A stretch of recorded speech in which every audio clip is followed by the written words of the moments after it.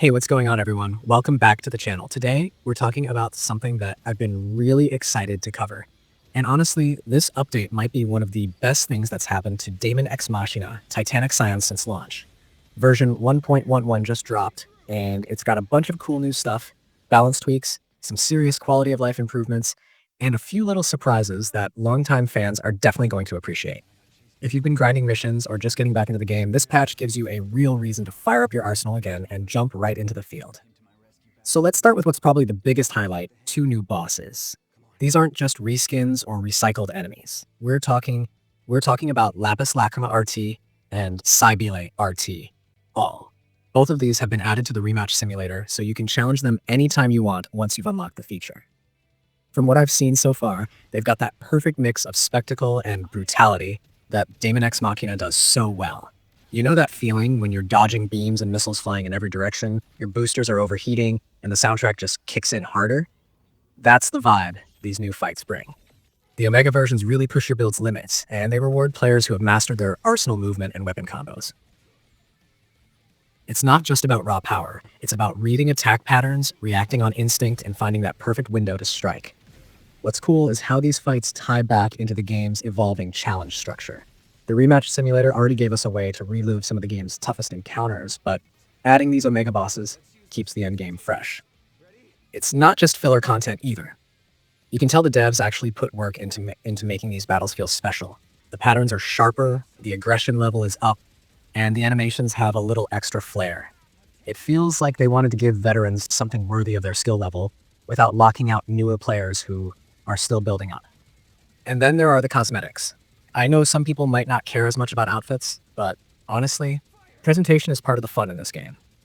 This update added two new outfits for free, the formal suit outfit and the Axiom researcher outfit. The suit gives off that sleek professional mercenary vibe, while the researcher look is perfect if you want something more grounded and technical. They're small additions, sure, but they show that the devs still care about keeping your character customization fresh. It's always nice to see free cosmetic content that doesn't feel like an afterthought or a grind behind some event wall. Speaking of events, there's a change that longtime fans are going to love. Remember the Zerocroar boss? It used to be a time-limited event, and a lot of people missed out or didn't have the right setup when it was live. Well, that's no longer a problem because Zerocroar is now a permanent fixture in the Rematch Simulator. That means you can take on that monster anytime, experiment with different loadouts, and finally get those drops you might have missed before. It's such a simple change, but it makes the game feel more complete. No more worrying about missing content because of event timing or limited access. Everything's just there, ready when you are. Now, one of the most underrated parts of this update is how it makes your Arsenal experience feel smoother and more personal. There's a new option in Edit Appearance that lets you hide visible mutations once you've unlocked Fusion. That might sound minor, but it's actually a great touch for players who love customizing their character's look without compromising performance. Sometimes those mutation effects didn't fit the aesthetic you wanted, and now you can control that. It's another example of how the developers are paying attention to the little things that affect how people connect with their characters. They've also made some really neat additions to the world itself. After clearing the mission subject codename Shadow Taker, you'll now encounter a stray equipped with the Revenger. It's a small event, but it gives the world more personality. Stuff like this makes the game feel alive, like there are stories still unfolding even after you've finished the main content. And then there's an immortal that appears once you've cleared Subject My Buddy Strider's in Trouble and completed the game. This one has developer data for Strider X, which is a fun nod for lore hunters and people who pay attention to those deeper narrative threads running through the world. Oh, and for anyone who's a fan of Angel's mission requests, those are now available even after finishing the game. That's a big win for replayability. It means you don't lose access to some of the character interactions and mission types that give Daemon X Machina its flavor. It's a small tweak, but it goes a long way in making the endgame loop more enjoyable. Now, no update would be complete without some bug fixes, and this patch tackles quite a few of them. One of the most frustrating issues, Zerocroar just standing still and doing nothing, has finally been fixed. That bug could completely break the immersion in what's supposed to be one of the most intense boss fights, so it's great to see that resolved. They also fixed the problem where Investigate Zerocroar would show up as withdrawn, meaning players can actually progress and enjoy that content properly now. Arsenal particle effects that used to stick around endlessly are now fixed too, which should make visuals a lot cleaner during combat and cutscenes. Weapons got some love as well. The gun vambrace duplication bug is gone, which means no more weird moments where picking one up caused copies or equipment glitches. Dreadnoughts now drop loot properly, fixing one of those annoying inconsistencies that could ruin a farming session. There was even a bug that caused dropped items to show up without names, another immersion killer that's now sorted. And for anyone who used Foolish Wrath, that weapon now correctly tracks locked enemies. Before, it sometimes just ignored your target, which was frustrating in fast-paced fights. That's been polished up nicely.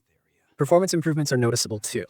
The Cybele battle, which was notorious for stuttering on some platforms, now runs a lot more smoothly. The game just feels more stable overall. They even cleaned up a weird issue where duplicate versions of Iris could appear in your base. It's those subtle details that make the game feel more refined and professional now.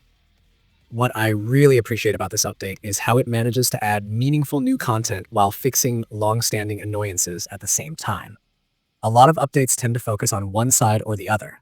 It's either all new content but full of bugs, or it's all fixes with nothing fresh to do. This one strikes a really nice balance. You've got 2 new high-level bosses, permanent access to a once-limited event fight, and improvements to customization, all wrapped up with a layer of polish that makes the game feel smoother than it has in months. Another thing worth noting is how the devs are pacing these updates. The fact that we're still getting meaningful support and free additions shows that Marvelous isn't just pushing this game out and forgetting about it. They're treating Titanic Scion like an evolving experience, which is exactly what fans have wanted since launch. When you've got a game this mechanically deep, with all the tuning, builds, and gear combinations, it deserves that kind of continued attention. I also think this update hits at the perfect time. The community has been slowly growing again thanks to the new platform ports and word-of-mouth recommendations. Having an update like this keeps that momentum going. Players who might have dropped off after finishing the main campaign now have a reason to log back in and see what's new.